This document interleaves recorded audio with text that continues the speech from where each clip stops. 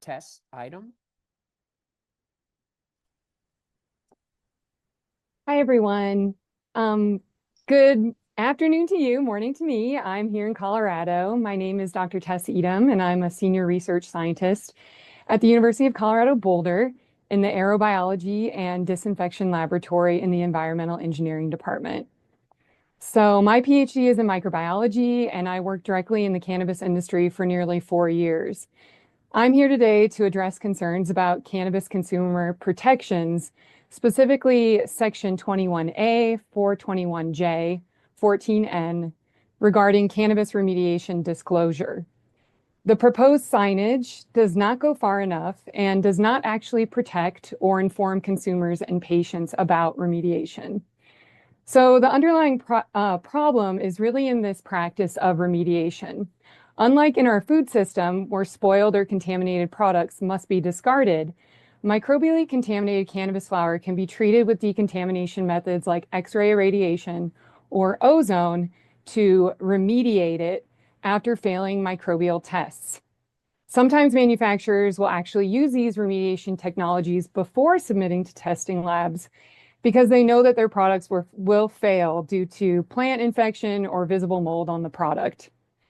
Remediation is essentially a cover-up for poor handling and growing practices, and this practice is specifically prohibited by the United States Pharmacopoeia in their recommendations for cannabis flower products, which state that such treatments should not be used to recover contaminated cannabis. Importantly, these remediation methods have not been thoroughly studied for safety, efficacy, and critically, they do not eliminate all contaminants. Mold allergens, toxins, and other potentially harmful microbial byproducts due to heavy levels of microbial contamination likely remains on the flower product. And many of these microbial byproducts are known inhalation hazards, and I study them in the laboratory. Remediation poses a risk to consumers, especially to individuals with allergies or compromised immune systems. Think about it. Would you want to eat food that was remediated with irradiation after it went moldy? So back to this labeling issue. Imagine a grocery store simply posting a sign stating that some items it sells contains peanuts. A generic sign like that is insufficient. In similar industries, product labeling of decontamination treatments is required by the World Health Organization in their recommendations for medicinal herbal products and by the FDA for irradiated foods. Cannabis consumers deserve to know exactly what they're purchasing and if microbial contamination resulted in remediation treatments to recover that product for sale. Cannabis flower manufacturers must disclose the type of decontamination or remediation treatments on the label specific to that batch of flower, not hidden behind vague and broad warnings at dispensary storefronts. Thank you for your time, and I'll take any questions. Great. Thank you very much. Does anyone have a question? Representative Acker. Yeah. Thank you for your testimony. I have heard of complaints here in Connecticut in terms of the quality of our cannabis product, mold specifically. So what you're saying is that there's remediation that is being used here, and then that still poor quality is being sold and consumed in our Connecticut cannabis? Right. So remediation is allowed in most states. It's allowed here in Colorado as well.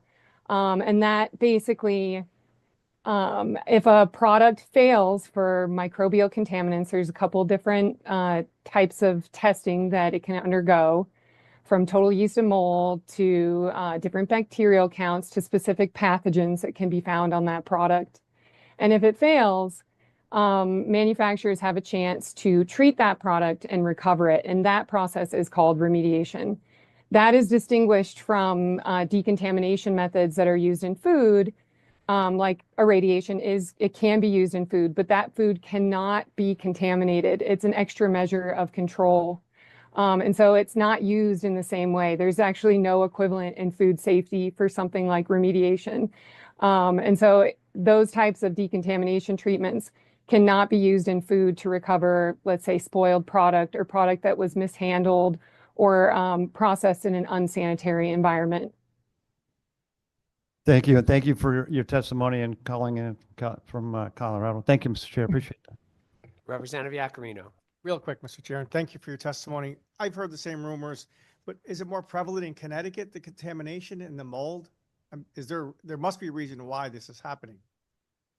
So these types of contaminants can come in along the process at different points. They can come in as plant pathogens, so they infect the plant directly. And, because cannabis manufacturers are really relying on every single plant to harvest, they will harvest those plants that are diseased. And it can come in the post-harvest processing with spoilage microorganisms like Penicillium and Aspergillus species, which are very common microbial contaminants of cannabis. It is because most cannabis operations are actually indoors. A lot of this is linked to what I study, which is indoor air quality and proper airflow, circulation, sanitation practices, things like that. And that is usually where some of these processes are not really dialed in. Many of these manufacturers don't typically have, an equivalent manufacturing understanding in food safety, hygienic zoning, sanitation, good manufacturing practices, good agricultural practices. And so what typically happens is that these products get spoiled or infected or are improperly handled or stored, and they might be stored in warm, humid environments that allow for outgrowth of some of these microorganisms, and that can contribute to these high levels of total yeast and mold. And there's actually a researcher in Canada named Dr. Zamir Punja, who came out with a paper about a year ago showing the contributors to high levels of total yeast and mold.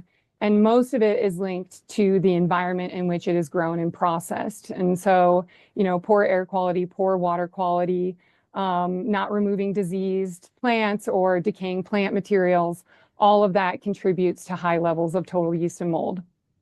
It makes sense. Basically mass produced and not enough airflow. Yeah, I say when you scale your operations, your problems scale too. And so that's typically what I've seen working as a quality consultant in the industry. Now I work full time at CU Boulder. All right, thank you. Thank you, Mr. Chair.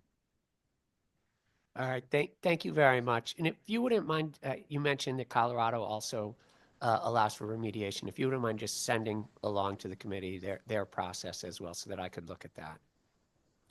Sure. Great. Thank you very much. Are there any further questions? Okay, hearing none.